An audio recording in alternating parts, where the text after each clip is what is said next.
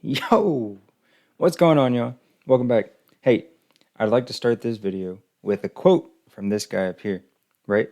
This guy is probably one of the most fascinating people that has ever to live on this planet. Seriously, look him up. Marcus Aurelius, okay? This guy said, "You have the power of your mind, not outside events. Realize this and you will find strength." Think about it. Think about it. Attitudes towards certain external events, not the events themselves, but our attitude is what drives our state of mind.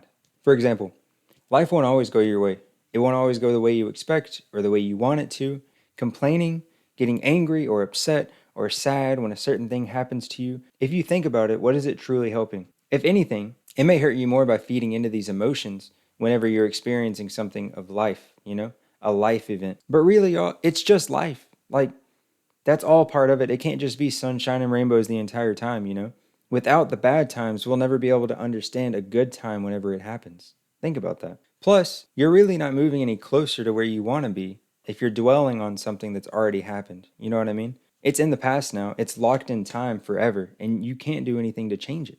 Instead of saying, poor me, woe is me, because life, we all live experiences that we don't find favorable for ourselves. But the difference between those who seem to dwell on it and those who seem to find the opportunity in any kind of event that life hands them. You've heard the saying, when life gives you lemons, what do? Make some lemonade. Really, it's that easy.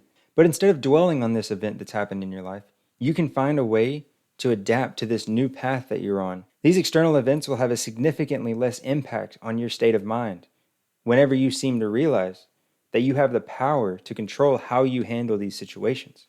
For instance, when life gives you a new path that you're going to be on, it may not be favorable for you.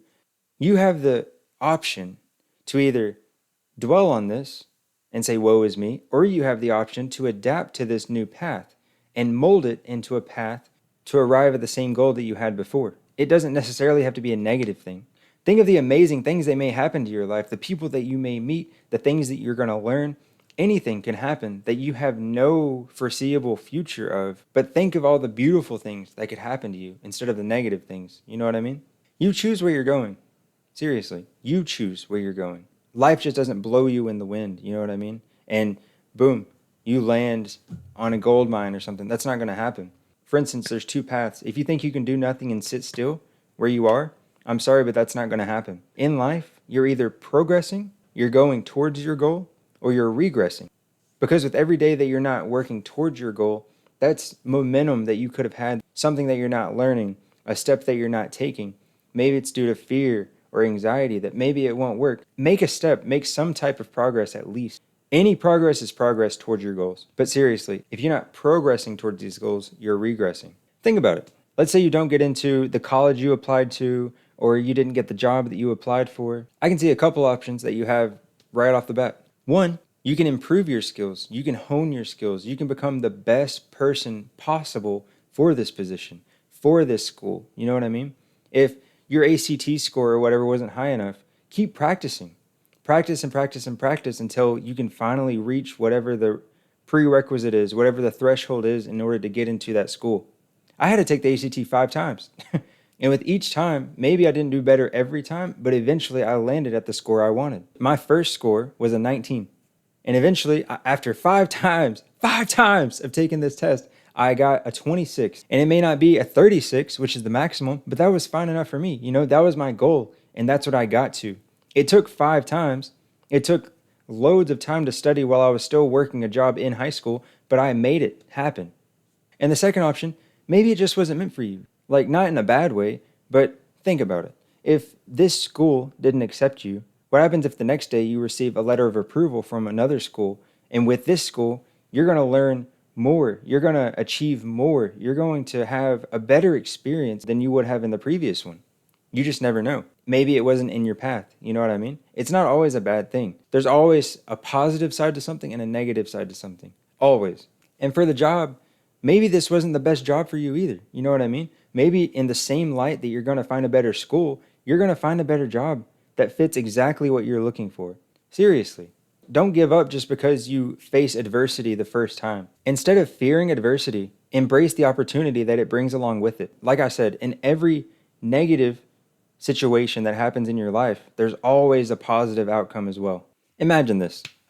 Imagine a meteor, an asteroid is headed to Earth. Can't do anything about it. We're going to face the same fate, the same end that the dinosaurs did. 100%. 100%, right? Imagine this. Which is super possible, by the way. Think about it. We're on a ball in the middle of space. There are asteroids all over the place. Anything can happen at any moment, right? But regarding asteroids and meteors, thankfully, we have Jupiter. Jupiter's gravitational field is actually pulling asteroids away all the time from impacting Earth. Thank you, Jupiter, by the way, if you're listening.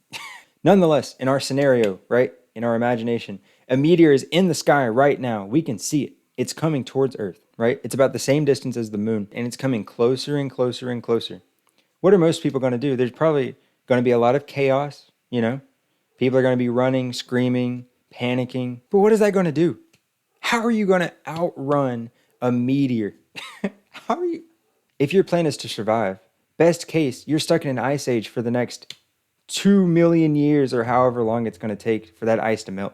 Think of yourself as lucky if you can see it from the moon, because usually with the dinosaurs, maybe they just, boom, it was over in a second for them. You're able to see this thing. Now, theoretically, right?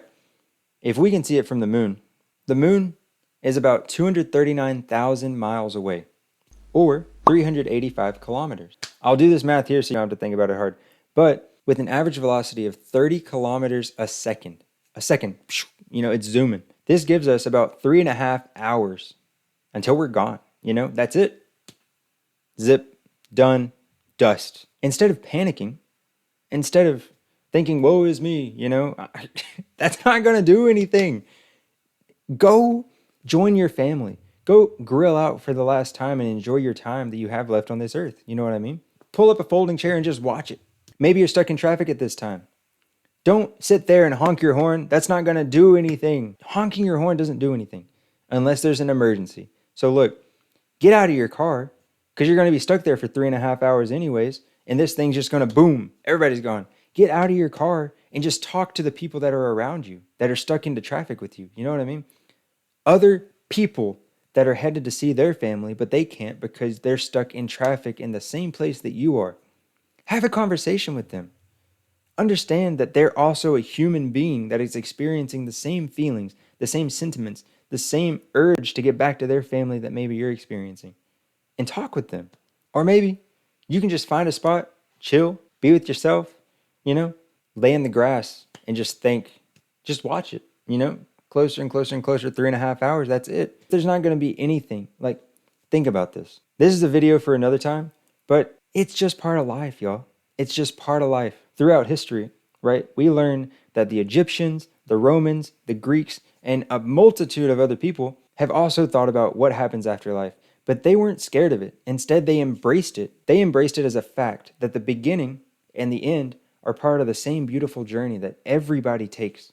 So instead of being scared of it, why not embrace it? It's just a fact that should be accepted, and sooner rather than later, because the sooner that you accept this fact, the sooner that you'll start to understand. You remember YOLO?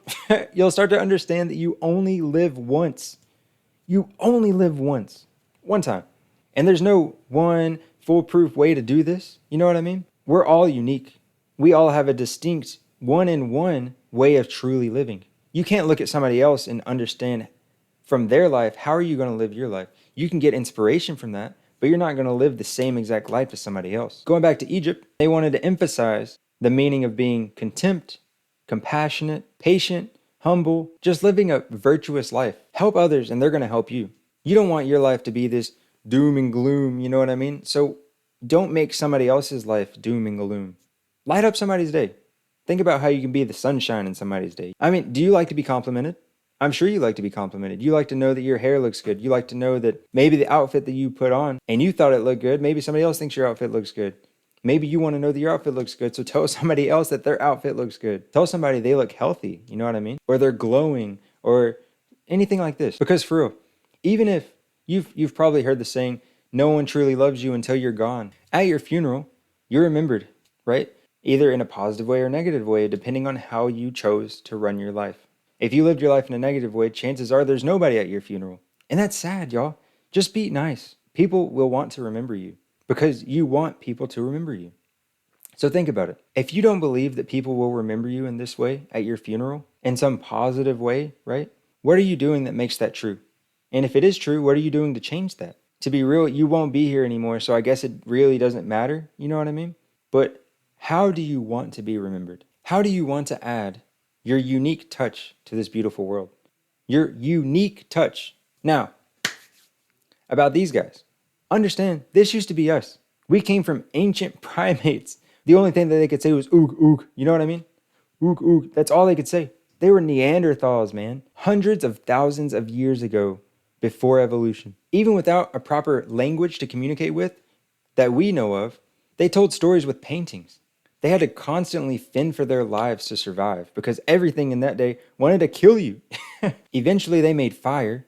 And finally, after an extremely long time, but way before now, way before today, they had the ability to think. I mean, if you look at Marcus Aurelius, this man was alive.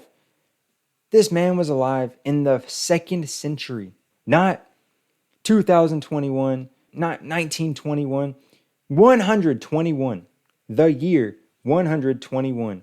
This guy was the emperor of Rome, one of, if not the greatest civilization to ever exist. And he was having thoughts such as these and created the building blocks that some of the philosophers after him were going to think of and improve upon. Somewhere along the line, we have begun to thought that maybe there's some specific purpose that this life has, right? Just from observing others and seeing what they're doing in their lives. But we never really stopped to think for a second about what we're doing in our lives.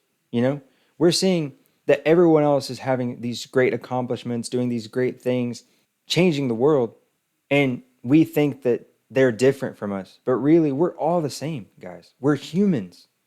We're humans. Think about it. We are God's greatest form of creation. Not just Johnny, not just Charlie, not just Steve, you know what I mean?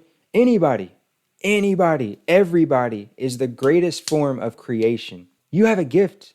Maybe if we stopped looking at what everyone else was doing, we'd start to look inside ourselves, understand our unique purpose, our abilities, our influences that we can add to make this world even more of a beautiful place. One day, you can make a change in the world that somebody else is going to admire, and they're going to have the same thoughts as you, thinking, oh, I wish I could do that. You can. You can. When we remove the distractions, maybe we can learn to live, to love, to learn as much as we can before this time comes. Think about it. And remember, from the beginning, you have power of your mind, not external events. Realize this. Realize this. Don't just listen to the words I'm saying. Actually go after this video and think about it, and you will find strength. Peace.